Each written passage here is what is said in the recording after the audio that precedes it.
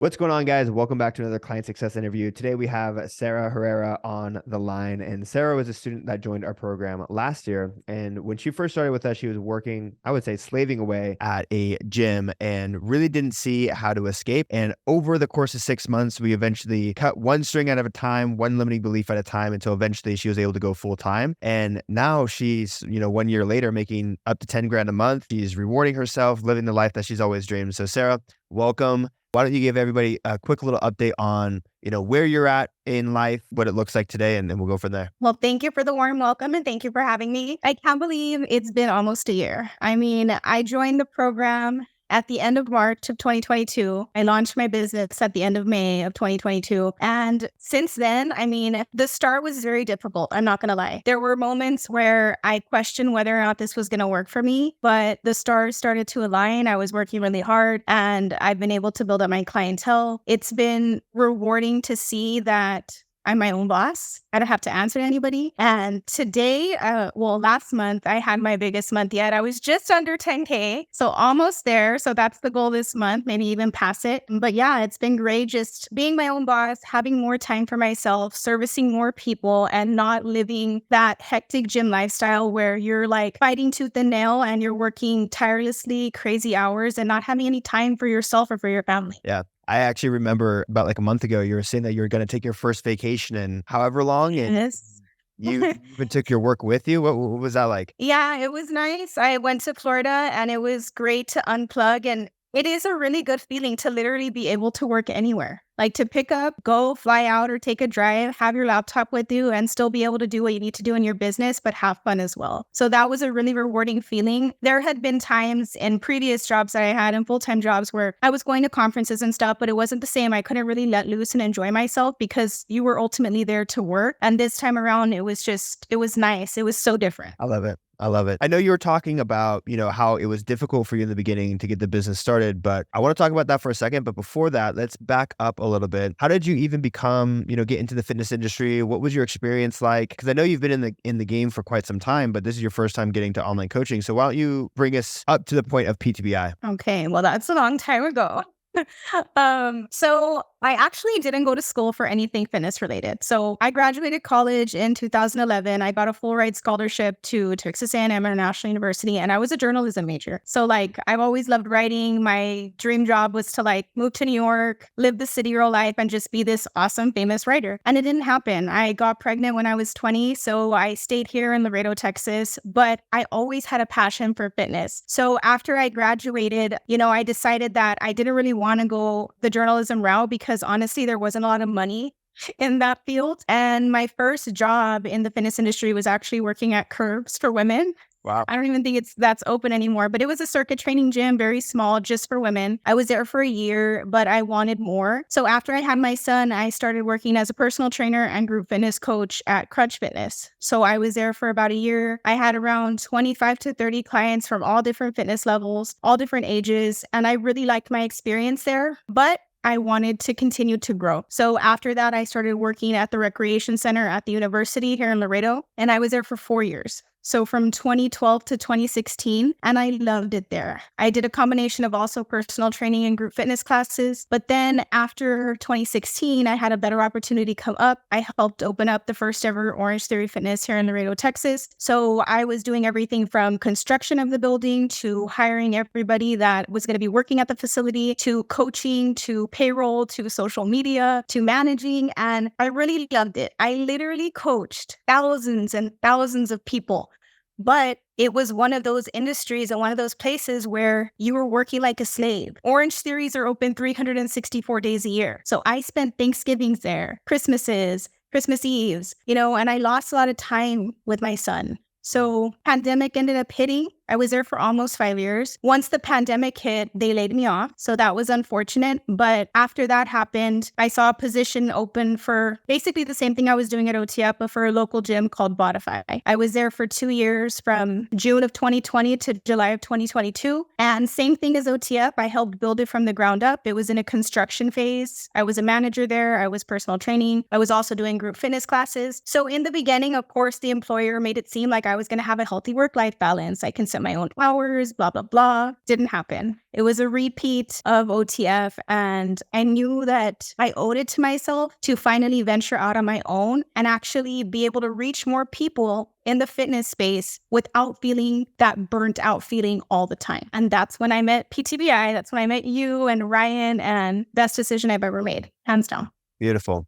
So when did you discover online coaching? Because you've been in the fitness space for quite some time and you've been in the in-person fitness space for quite some time. It's really hard, I feel like, for people who have the in-person mentality to make that shift in online coaching. So how did you discover it? At what point was it like, okay, I need to do this? And then at what point were you like, okay, fuck it, I need to do this? Yeah, that's a good question. So I discovered it probably around the time that the pandemic hit. That's when I saw that so many places, not only local gyms, but just people, individuals were going in the online space. And I thought to myself, it's the middle of the pandemic. These people cannot be making enough money to support themselves. Like, they're probably not even getting that many clients. But then I started following other influencers and I'm like, okay, these people are making money. Like they're fucking crushing it. Like, they're probably making more money than, big box gyms. There has to be a way for me to do this. And, at the very beginning, when I found PTBI and I was doing the modules and all that, and you and I had a conversation earlier,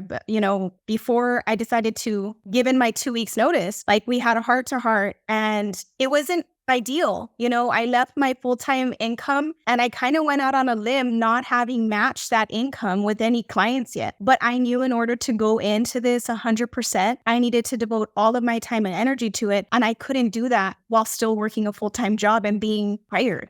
And that's when I really took that jump. Yeah. Just for context here with Sarah's story, there was a point where she was making kind of progress in her business, enough to where she could believe it could happen. But there was a point in which she had to leave the security of her job, take the risk on her business before it ever caught up. And it's not easy taking a risk when you have, a family to support. But what was incredible is that your husband was super supportive. You believed in yourself and it paid off in a big way. So let's talk about the hard start that we were talking about earlier that I wanted to touch on. What was hard for you in the beginning when it came to getting the business started? Because I know I had a slow start. So what was that like? I think in the beginning, I was doing a lot of comparing to how good of a salesperson I was in the in-person realm versus how different it was to sell online. So, I was closing paid in fulls left and right in person. I was, selling 20 to 30 memberships a month. And I thought, this is going to be cake for me. I have all this experience. I've been in the fitness industry for 12 years. Like, there's no way that I'm not going to hit 10K in my first month launching this business. But it was so different. It was very different. And also because I was, from the outside looking in, I thought, well, I'm going to reach a lot of locals. But I was forgetting that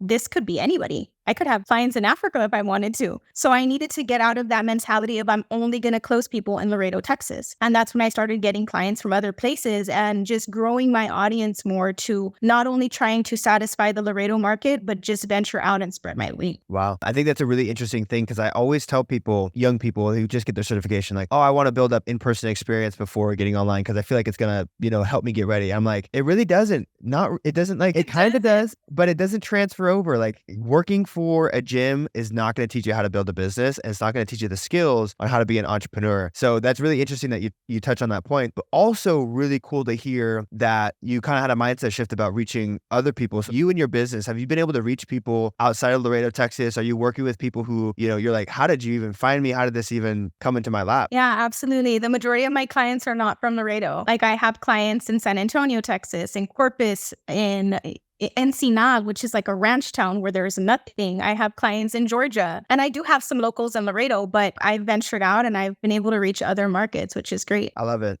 How does your family feel about having you home? You probably, got more time to yourself. So you're probably a lot, happier. You spend more time with them. So what's it been like shifting from working in person for someone else to working for yourself? How's your home life changed? It's been so rewarding and having more time for my son. I'm a good mother. I'm a good mother, but I've always been very hard on myself all these years working for different gyms and making rich people richer and losing that time with my son that I always felt like a bad mom. I felt like he doesn't see enough of me, and I'm always so tired that even if I want to take him somewhere, I have no energy to do it. And it's been nice to be able to actually be able to drive him to school. be able to pick him up from school and not put him on a bus, be able to have movie nights with him and take him places. And like, it's just a feeling that's unmatched. You know, I'm not introverted by any means, because you can't really be an introvert in this industry, but I've always kind of been a homebody. Like, I don't go anywhere unless it's the gym. So being able to be home and like work in bed if I want to, or work here in my office, or work in the kitchen and be in pajamas, like the best thing ever. Sometimes I'll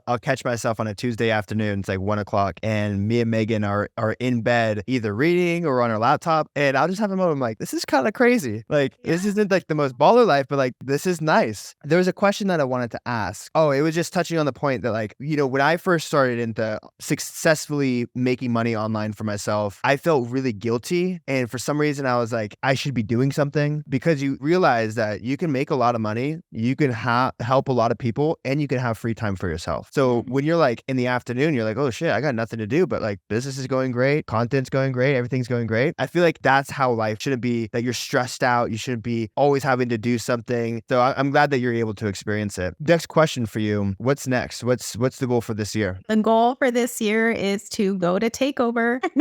Love that. I've had my call with Ryan and I'm at 22 clients. I have sales calls the rest of the week. So my goal is to try to get to 25, if possible to 30. I did close 10 sales last month. So I was at 100% conversion. Wow. So it is possible that I can hit 30 clients this month. And I told Ryan, once I hit 30, I'm going to take over, because I want to free up my time. I want to get an AC. I want to get a VA, and I want to get to those 20 and 30K months. I love it. God, I had a great question on the tip of my tongue. And obviously, when you're getting started with PTBI, everyone wants to succeed. But deep down in your heart of hearts, did you ever think it was possible? I did, because I know my work ethic. And, you know, it's funny because you mentioned earlier that there are times during the day when you're like, I have nothing to do. But the kind of person I am is that I always find something to do. It's hard for me to unplug. I think I've gotten better at it, but I think that, can you repeat your question again? Yeah, deep down, did you see yourself hitting the 10K months, working with 22 clients, having more clients on the way, scaling the business with an AC? I did think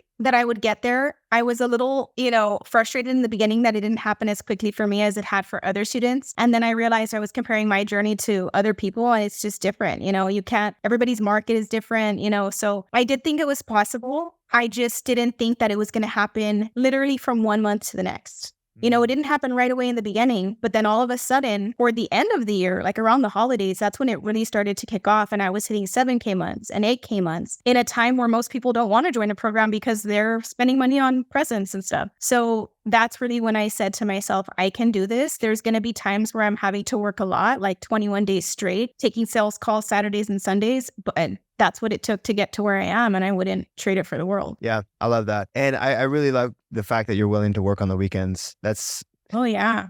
For me, the way that I see it is I look at life as like a big long weekend. Instead of taking 2 days off every single week, I'd rather work for 4 weeks straight every single day and then take a week off, or, take like maybe 4 days off. I also like working too, so it's not a big deal. But sweet. So what advice would you give to someone who, is getting started either with PTBI or just with online coaching? They're looking over the edge and they're feeling nervous. What advice would you give? Well, the first thing that I would say is, to be quite honest, it's not easy. I think that in the grand scheme of things, people who don't work from home or who don't work remotely think, oh, working from home must be super easy and chill. And it's not. You do have to be willing to put in the hours. You have to be willing to pick yourself back up when you have those hard months, because if you've been in the fitness industry, you know that there are good seasons and there are bad seasons. You know that there's highs and there's lows. So being able to push through that and not get lazy, that is the biggest thing when you are your own boss and when you work from home. You can never afford to get lazy in your business if you want to see continual growth. So setting a schedule that you know that is doable for you, obviously still having a healthy work-life balance, but also going out and asking for support. I've seen a lot of people try to do this on their own. And that's why I'm so glad that I invested in PTBI, because even though I had all this experience in person, I'm kind of like, ideas are all over the place. So where do I even begin? Had I not done this with you all, I probably, most likely, wouldn't be where I am today.